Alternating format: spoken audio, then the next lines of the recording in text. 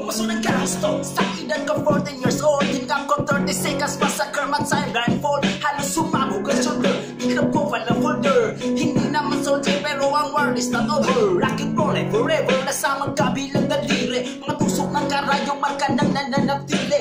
Alam ko mali pero buhay ko dito naging makulay.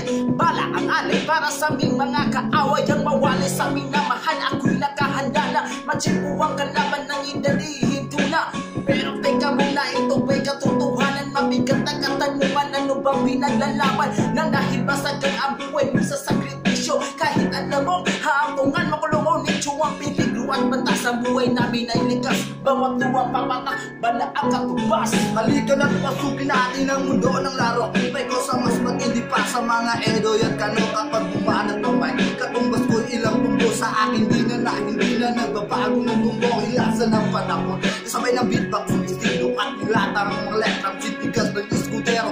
Ilan kwentong barbero ang aking natanggap. Na masapawan ng pangalan ko ay hirap patanggap. Ako yung bata na gustong gawing bataan. Nabitiranan na ay walang laman, magkukumpok ng gusto. Pagkutire, magbabounce na lagap ng ebisero. Mga bobo magpronap